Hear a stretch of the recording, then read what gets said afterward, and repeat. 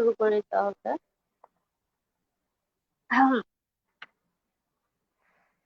কেউ তো এখনো আসেনি।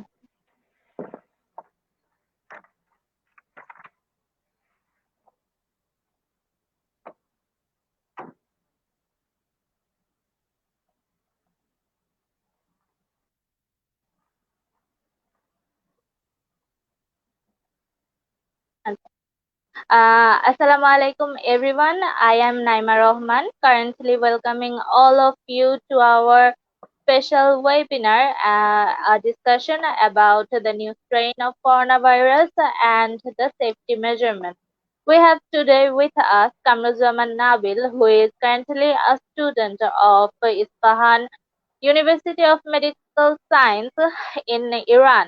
So before we start our discussion, I must say that the questions of this discussion should be in English, and for the better understanding of our viewers, the whole answer should be given in fully Bangla. Now, in 12 January 2020, the World Health Organization first confirmed that a new novel coronavirus was the cause of a respiratory disease in a bunch of people in Wuhan, China. Now, the case fatality ratio of the COVID-19 is much lower than SARS of 2003, but the transmission has been significantly greater with a significant total death toll. Now, Bangladesh is facing major issues in combating the COVID-19 situation. As Bangladesh is a densely populated country, also it houses millions of refugees in the Rohingya camps, which are also conducive to the spread of epidemic. Even today, the test shows that around 6,800 people have been tested positive for the coronavirus, and researchers are and the researchers are giving a warning that Bangladesh might face an explosive corona situation in the upcoming months, and as the detected and the death tolls are increasing from the new strain of coronavirus day by day.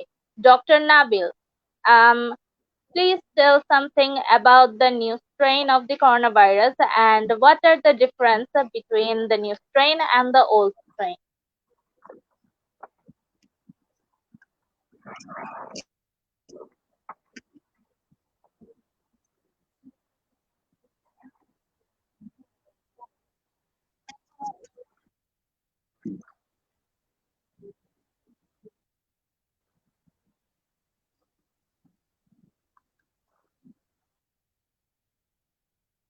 দেখতে পাচ্ছি। তো সেক্ষেত্রে আসলে এই করোনার নতুন strain এবং পূর্বের যে স্ট্রেন সেইগুলোর সাথে বর্তমান স্ট্রেন আমরা অনেকটাই পার্থক্য দেখছি এবং যে পার্থক্যগুলো অনেকটাই আমাদেরকে ভয়ের বলা যায় আতঙ্কের সৃষ্টি করছে। যেহেতু আমরা যে বিষয়টি দেখছি নতুন যে স্ট্রেন দেখছি সেখানে আমরা দেখছি যে উহানের যে চীনের ১ম এ আমরা করোনা ভাইরাসের যে দেখেছি সেখানে রোগীর সংক্রমণের সংক্রমণের ৫ থেকে ৭ দিন পরে করোনার লক্ষণ দেখা দিত।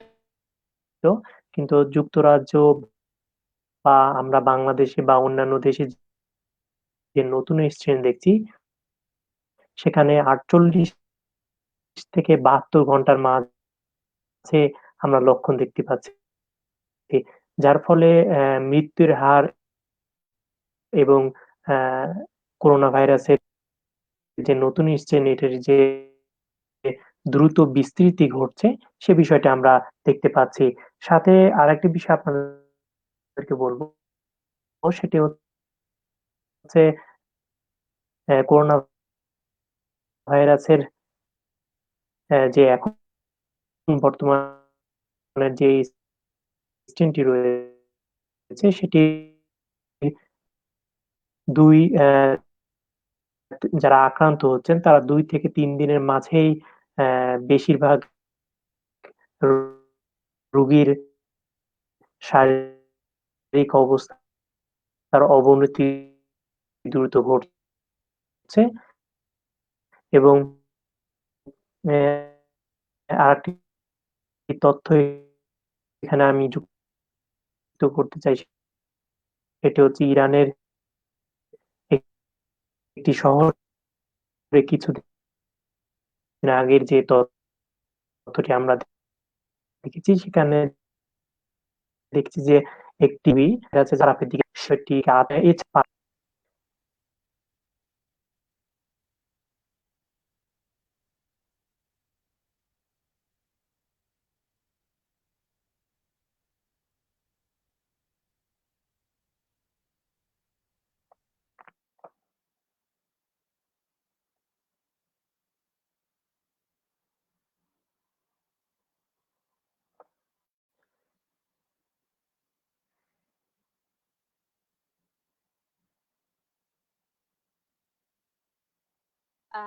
Okay.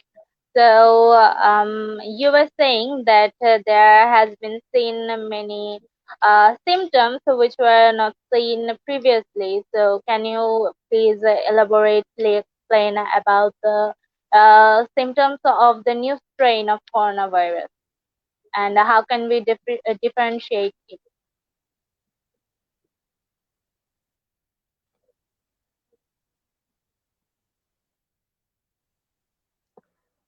জি ধন্যবাদ আপনাকে। প্রথমত যে বিষয়টি বলছিলাম যে করোনা ভাইরাসের নতুন যে লক্ষণগুলো রয়েছে, সেই লক্ষণগুলো আগের চেয়ে পূর্বের কিছুটা পরিবর্তন আমরা দেখছি। এর মাঝে ১ম যে ২ টি লক্ষণ প্রধান আমরা যে ২ টি লক্ষণ দেখছি একটি হচ্ছে ডায়রিয়া এবং বমি এবং যারা হাসপাতালে ভর্তি হচ্ছেন তাদের বেশিরভাগই কিন্তু এই ২ টি লক্ষণ নিয়ে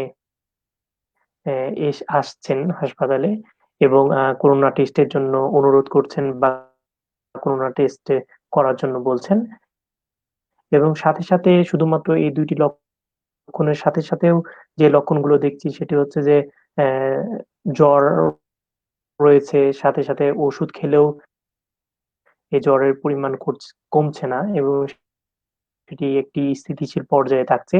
সাথে গলা ব্যথার বিষয়টি রয়েছে এবং সাথে সময় তো সব পূর্বের যে লক্ষণের সাথে অ্যা অনেকটাই একই বলা যায়। Okay, thank you. As you know that the whole world is going through the vaccination process, and about the vaccination, there are so much rumors going on. As an example, I can say that people are saying that the people with allergy can't have the vaccine. So, is it true that the people with allergy can't be vaccinated?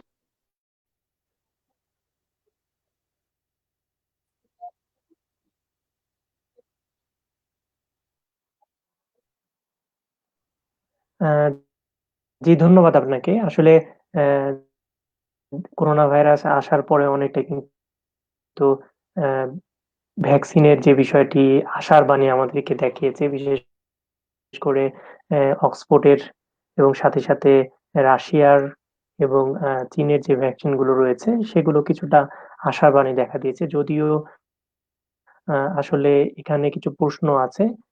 আশা করি যে সামনে বিষয়গুলো clear করতে পারবো আপনাদেরকে এবং আ এখানে ভ্যাকসিনের বিষয়ে সবচেয়ে যে সবার কাছে একটি প্রশ্ন জানার বিষয় রয়েছে সেটি হচ্ছে অনেকের যে অ্যালার্জি রয়েছে, সে অ্যালার্জি থাকার ফলে কেউ ভ্যাকসিন নিতে পারবেন কিনা এই বিষয়টি নিয়ে।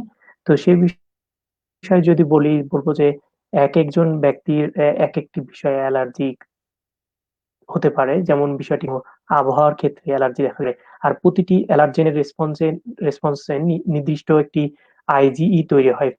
ফলে ভ্যাকসিনের ১ম ডোজ নেবার আগ পর্যন্ত আসলে বোঝার উপায় নেই যে আপনি আসলে এই করোনা ভাইরাসের ভ্যাকসিনে আপনার অ্যালার্জিক রিঅ্যাকশন দেখা দিতে পারে কিনা।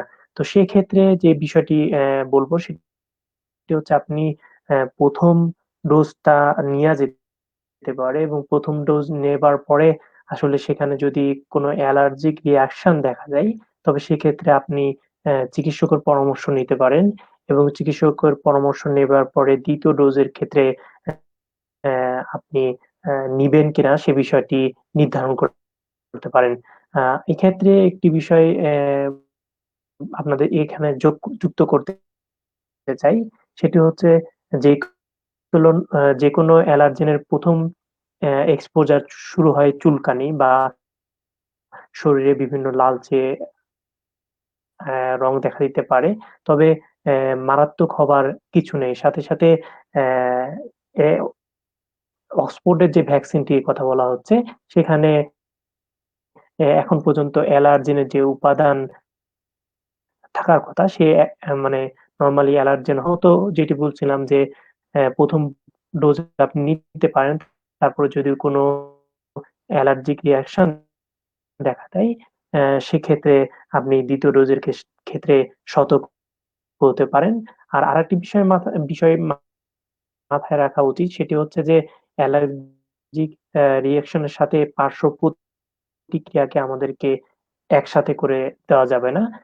যেহেতু যখন আপনি আ ভ্যাকসিন নেবেন তার ৭২ ঘন্টার মাঝে আপনার যেমন জ্বর, সাথে, সাথে শরীর ব্যথা, কাঁপুনি এগুলো দেখা দিতে পারে। আর এগুলো হচ্ছে পার্শ্ব প্রতিক্রিয়া। তো সেক্ষেত্রে অ্যালার্জিক রিঅ্যাকশন এবং পার্শ্ব প্রতিক্রিয়ার বিষয়টি আলাদা করে দেখতে হবে এবং তারপরে কিন্তু আপনি ভ্যাকসিন নিলে তারপর আপনি বুঝতে পারবেন যে আসলে পার্শ্ব প্রতিক্রিয়া অথবা অ্যালার্জিক রিঅ্যাকশন দেখা দিচ্ছে কিনা। তো তারপরে আপনার হচ্ছে যে ১ম ডোজ নেবার পরে ২য় ডোজের ক্ষেত্রে সতর্ক থাকতে হবে আমাদেরকে। Oh. Again, there is a question about a vaccine, as again a rumor is going that if anyone is vaccinated, it is enough for fighting COVID. So, as a doctor, I would like to ask you. I would like to ask you that can vaccination really give someone safety from being affected to coronavirus?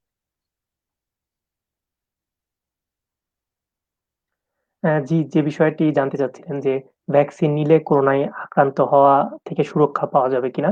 তো প্রথমত যে বিষয়টি সেটি হচ্ছে যে vaccine নিলেও আপনি COVID-19 এ আক্রান্ত হতে পারেন বা রোগটি ছড়াতে পারেন। ভ্যাকসিন আপনাকে মারাত্মক COVID-19 এ আক্রান্ত হওয়া থেকে রক্ষা করবে। তবে আপনি মৃদু উপসর্গযুক্ত বা উপসর্গহীন COVID-19 এ আক্রান্ত হতে পারেন। তো সেক্ষেত্রে যে বিষয়টি পরিষ্কার যে আপনি কঠিন বা তীব্র করোনায় আক্রান্ত হওয়া থেকে আপনি সুরক্ষা পেতে পারেন। আর ভ্যাকসিন নেবার ১ম ডোজ প্রয়োগ করার ২ সপ্তাহ থেকে শরীরে অ্যান্টিবডি তৈরি হতে শুরু করে। তবে ২য় ডোজ নেবার ২ সপ্তাহের আগে আপনি সুরক্ষিত নন।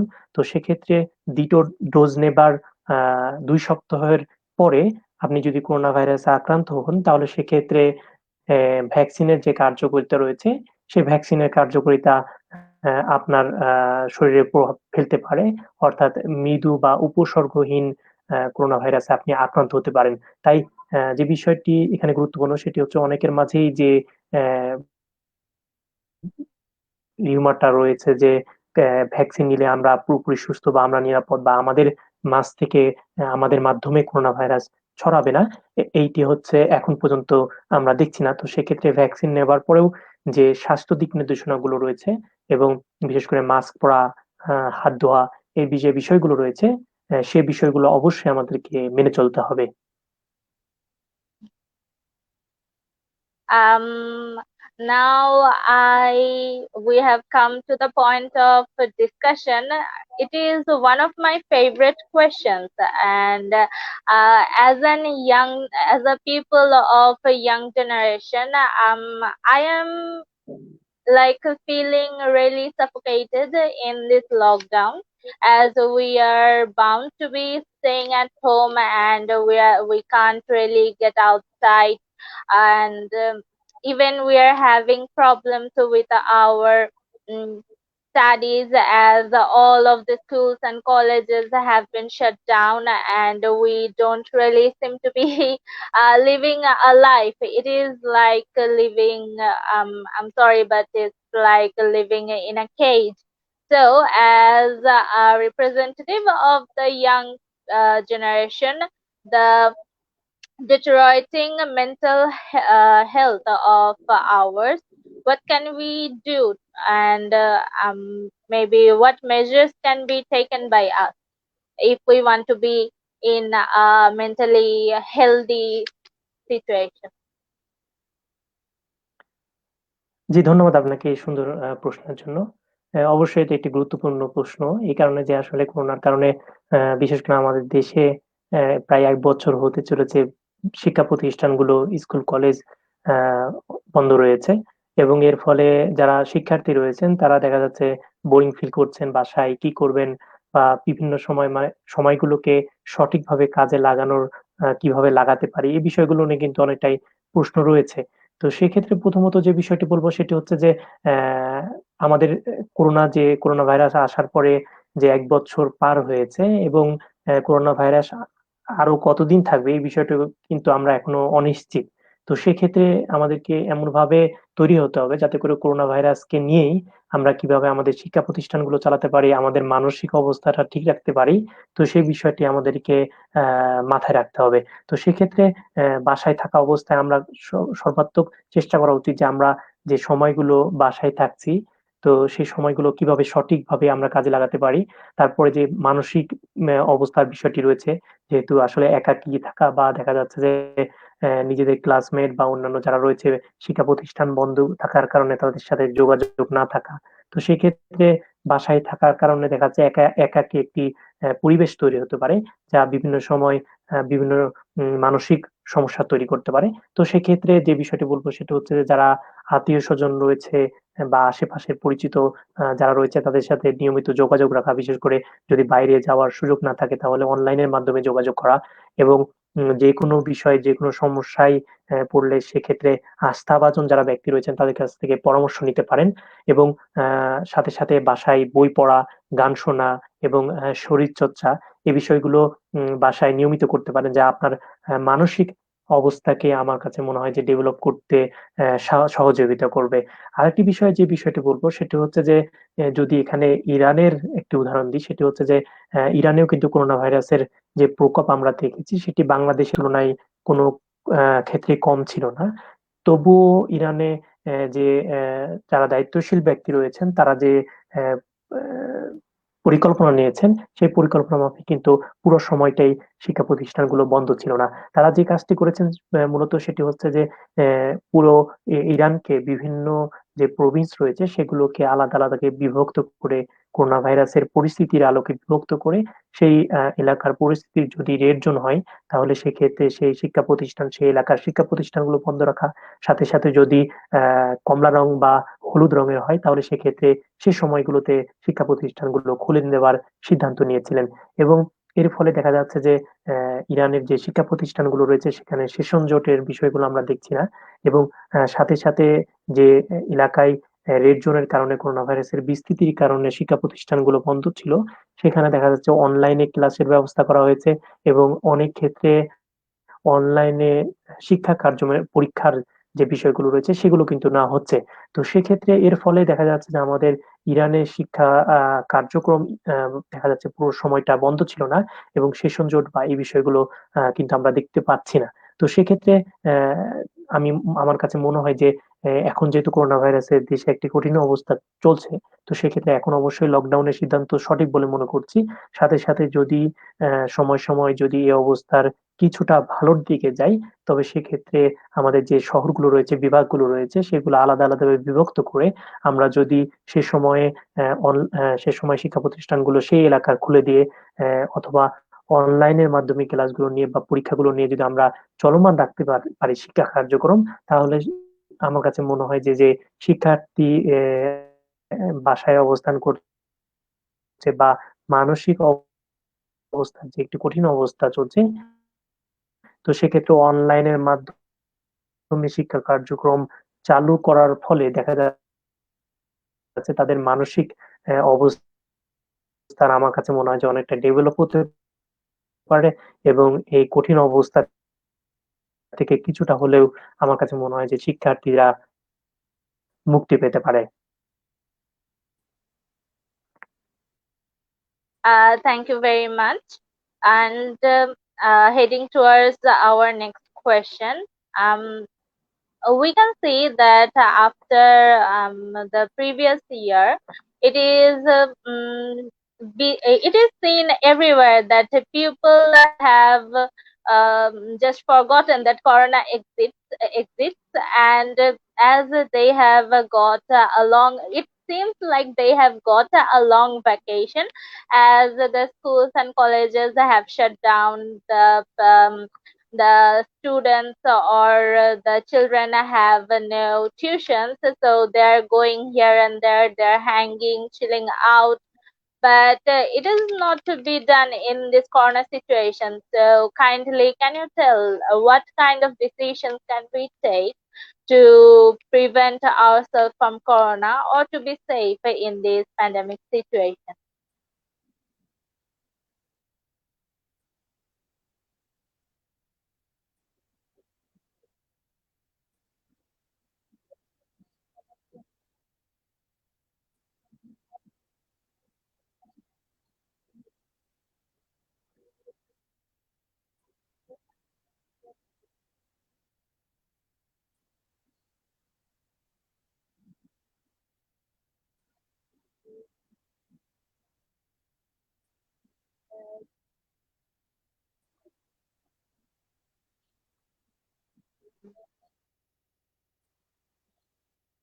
Dr. Nabil?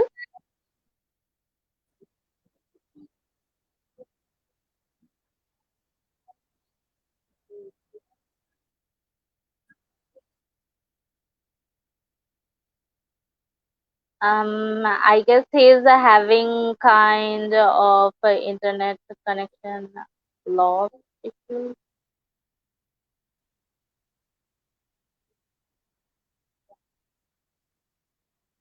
Dr. Nabil, can you hear us?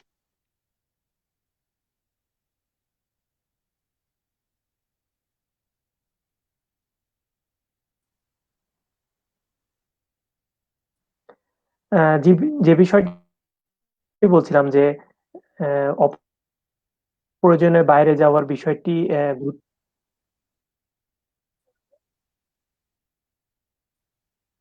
Yes, yes.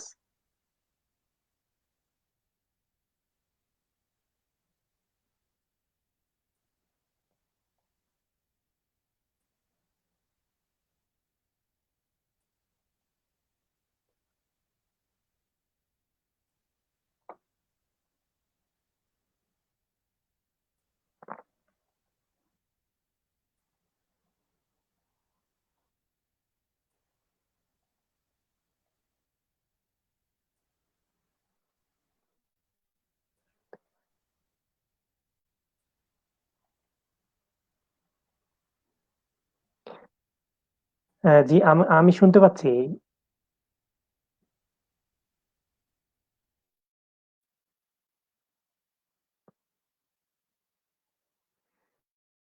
তো যে বিষয়টি বলছিলাম যে আসলে অ্যা বাইরে অপ্রয়োজনে বাইরে যাওয়ার বিষয়টি আমাদেরকে এড়িয়ে চলতে হবে। সাথে অ্যা অপ্রয়োজনীয় যে জায়গাগুলো রয়েছে যে এলাকাগুলো অ্যা ভিড় রয়েছে সেই এলাকাগুলো যাতে করে আমরা এড়িয়ে চলতে পারি, সে বিষয়টি আমরা মাথায় রাখতে পারি। আর আরেকটি যে বিষয়টি বলব দ্বিতীয়ত সেই বিষয়টি বলব সেটি হচ্ছে যে আমাদের যে সামাজিক অনুষ্ঠানগুলো রয়েছে বা আমরা যে বিভিন্ন অনুষ্ঠানে একত্রিত হচ্ছি এই বিষয়গুলো অনুষ্ঠানগুলো একত্রিত হবার বিষয়গুলো পুরোটাই এ এড়িয়ে চলা বিষয়টি গুরুত্ব আরোপ করতে হবে। সাথে, সাথে বাইরে গেলে অবশ্যই মাস্ক পরার বিষয়টি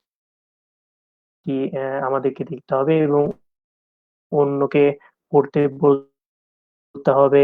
সাথে, সাথে সঠিকভাবে যাতে আমরা মাস্ক পড়ি সে বিষয়টি আমাদেরকে খেয়াল রাখতে হবে। আর যেহেতু অনেকের মাঝে এই প্রশ্নটি আমরা দেখছি সামাজিক মাধ্যমে বিশেষ করে যে অনেকেই প্রশ্ন করছেন যে মাস্কের মাধ্যমে কিভাবে সম্ভব করোনা ভাইরাস থেকে মুক্ত থাকা? সেক্ষেত্রে যে বিষয়টি বলব সেটি হচ্ছে করোনা ভাইরাস আ যেহেতু হাঁচি, কাশির মাধ্যমে ছড়ায়। তো সেক্ষেত্রে মাস্ক ব্যবহার করা অনেকটাই জরুরি। এর ফলে দেখা যাচ্ছে ভাইরাস থেকে অনেকটাই আমরা নিরাপদ এবং সুরক্ষা থাকতে পারি। সাথে, সাথে অ্যা আমরা যেহেতু মাস্ক দিলে দেখা যাচ্ছে যে হাত কোথাও স্পর্শ করলে সেই হাত তাদেরকে আমি জিজ্ঞেস করেছিলাম যে আসলে হার্ট অ্যাটাক বা ব্রেন স্ট্রোকের পূর্বে তাদের করোনা ভাইরাসের যে লক্ষণগুলোর কথা বলছিলাম, জ্বর, কাশি বা শরীর ব্যথা বা এই জাতীয় কোনো লক্ষণ আমরা দেখতে পেয়েছেন কিনা? তো তারা বলেছেন যে এই করোনা ভাইরাসের লক্ষণগুলো দেখার পরবর্তী কয়েকদিন পরেই কিন্তু ব্রেন স্ট্রোক বা হার্ট অ্যাটাকের মতো আ ঘটনা তারা দেখেছেন বা তাদের এরকম ঘটেছে। তো সেক্ষেত্রে আসলে করোনা ভাইরাসের থেকে সুস্থ হবার পরেও আ আমাদেরকে বিশেষ করে বয়স্কদের ক্ষেত্রে সতর্ক থাকতে হবে। যাতে করে করোনা ভাইরাস আমাদের শরীরে যে প্রভাব বিস্তার করেছে, সেগুলোর প্রভাব কিন্তু একটি দীর্ঘমেয়াদী সময় ধরে থাকতে পারে। তো সেক্ষেত্রে এটিও আমাদের জন্য একটি গুরুত্বপূর্ণ বিষয় বা সতর্কতা বলে আমার কাছে মনে হয়।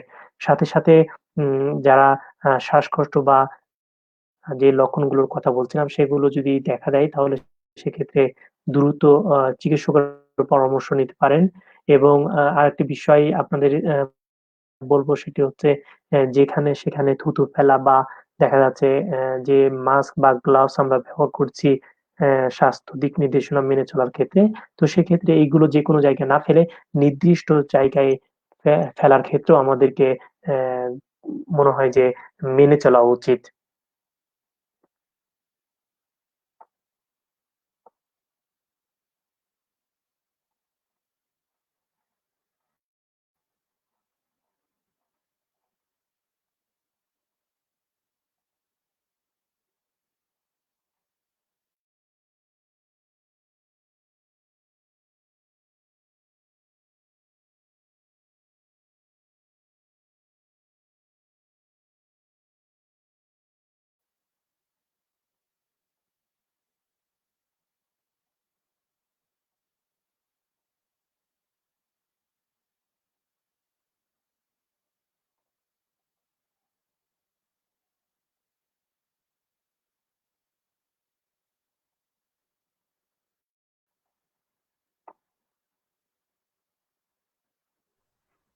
I'm sorry, my mic was shut. Okay. আপনার So, মাইক্রোফোন মেবি মিউট করা। জি জি, মাইক্রোফোনটা মিউট করা ছিল। Um, my question was, as we are hearing the news of the ongoing spread of the new strain of coronavirus and the infects of and the infects are really increasing. So it might happen that the second wave of corona is near, and if the second wave is near, maybe the lockdown can be given again. So in the case of lockdown, do you think the lockdown is that much sufficient to mitigate the tension?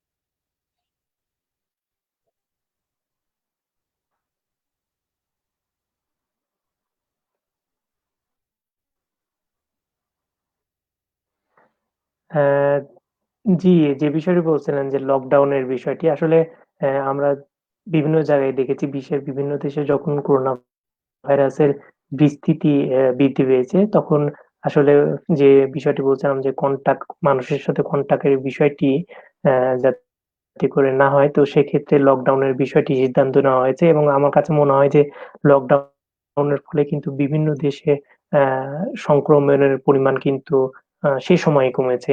তো সেক্ষেত্রে আসলে সংক্রমণের পরিমাণ কমানোর যে গুরুত্ব বহন করে সেটি হচ্ছে যেহেতু অ্যা আমাদের বিভিন্ন দেশে বা আমাদের দেশের কথা যদি বলি তাহলে দেখব যে এখানে হাসপাতালে চিকিৎসা সেবা দেওয়ার ক্ষেত্রে হাসপাতালের যে সিটগুলো রয়েছে রোগীদের জন্য সেগুলোর কিন্তু অনেকটাই সীমিত সংখ্যা রয়েছে। তো সেক্ষেত্রে আসলে আমরা যদি অ্যা এই মুহূর্তে এই মুহূর্তে আমরা যদি বাসায় না থাকি বা লকডাউনের সিদ্ধান্ত না নেওয়া হয়, তাহলে সেক্ষেত্রে আমরা যে বিষয়টি দেখব সেটি হচ্ছে যে আমরা যদি অসুস্থ হয়ে যাই তাহলে সেক্ষেত্রে আমরা আ প্রতিনিয়ত কিন্তু দেখছি যে অ্যা চিকিৎসার অভাবে বা আইসিইউ না থাকার কারণে কিন্তু অনেকে মারা যাচ্ছেন। তো সেক্ষেত্রে আমাদেরকে অবশ্যই বাসায় থাকতে হবে এই পরিস্থিতি যাতে করে সংক্রমণ কমানো যায় এবং এই অবস্থায় যেহেতু হাসপাতালগুলোতে অ্যা আইসিইউ সংখ্যা বা সিট সংখ্যা অনেকটাই ভর্তি হয়ে গেছে।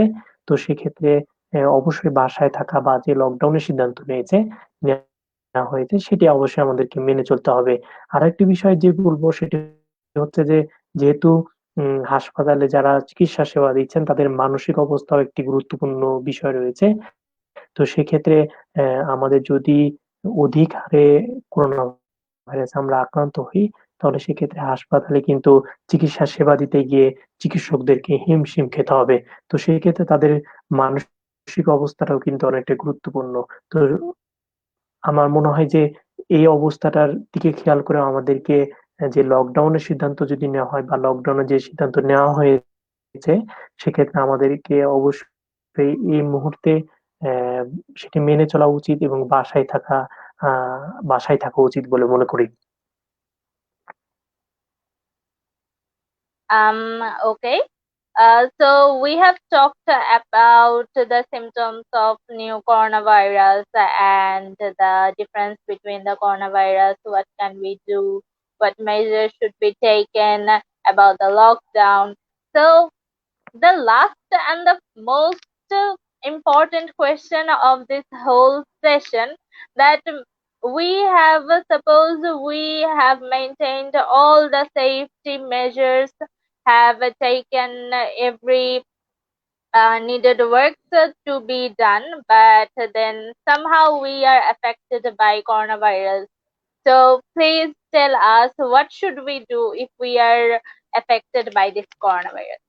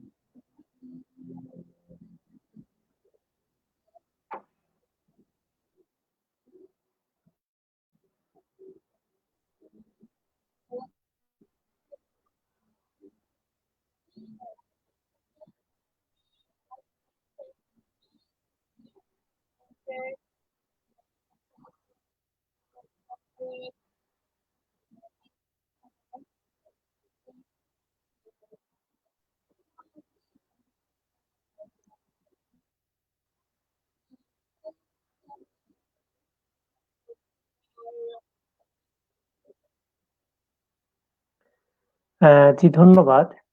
আসলে আমাদের এতটা সতর্ক থাকা বা সচেতনতা থাকার পরেও কিন্তু আমাদের অনেকেই করোনা ভাইরাসে আক্রান্ত হচ্ছেন। যেহেতু করোনা ভাইরাসের বিস্তৃতি এতটাই বৃদ্ধি পেয়েছে বা শক্তিশালী রূপ ধারণ করেছে, যাতে করে দেখা যাচ্ছে যে প্রায় সবাই কিন্তু আমরা করোনা ভাইরাসে আক্রান্ত হতে পারি বা হচ্ছি। তো সেক্ষেত্রে আমি যেটি বলব সেটি হচ্ছে যেহেতু আমাদের বাংলাদেশে আ হাসপাতালগুলোতে সিট সংখ্যা সীমিত রয়েছে। তো সেক্ষেত্রে যদি কারো মাঝে মাইল্ড কোনো লক্ষণ দেখা দেয় করোনা ভাইরাসের, তো সেক্ষেত্রে চিকিৎসকের পরামর্শ নিয়ে বাসায় আপনি অবস্থান করতে পারেন এবং বাসায় যে চিকিৎসাগুলো দরকার সেগুলো চিকিৎসা নিতে পারেন। এবং দ্বিতীয়ত যে বিষয়টি বলব সেটি হচ্ছে যে করোনা ভাইরাসে যদি কেউ আক্রান্ত হন তাহলে এখানে ভীতির একটি কারণ রয়েছে এবং অনেকে কিন্তু ভয়-ভীতির কারণে তাদের ইমিউন সিস্টেম আ আঘাতপ্রাপ্ত হতে পারে। তো সেক্ষেত্রে মানসিক সাপোর্ট একটা জরুরি বিষয়। সেক্ষেত্রে যারা করোনা ভাইরাসে আক্রান্ত হচ্ছেন তাদের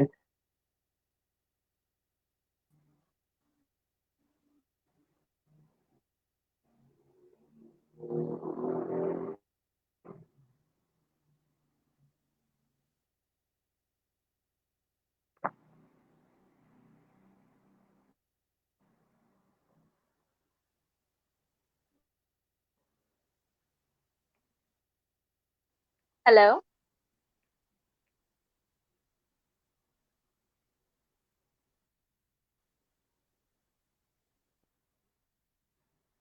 জি। Um, okay, thank you very much for your answer. Um, so I think we have come to the end of our discussion, and I really hope that the audience, as well as I, enjoyed the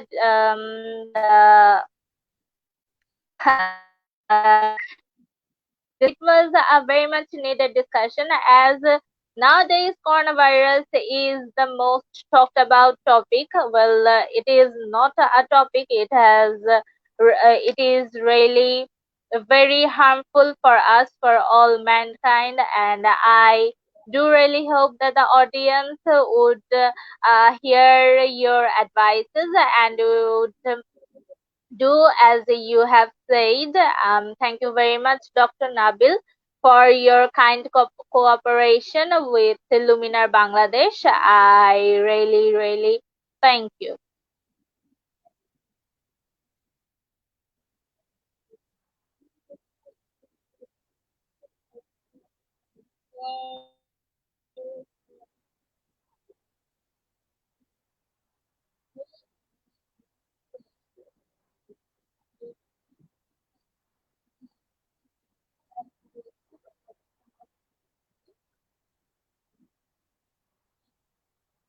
জি, আপনাকে ধন্যবাদ এবং লুমিনার বাংলাদেশের সাফল্য কামনা করছি।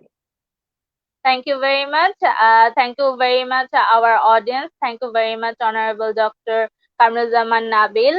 And I hope you'd always stay with Luminar Bangladesh. So that's all for today. I, Naima Rahman Shreya, Senior Executive of Luminar Bangladesh, take leave. Thank you very much. Good night.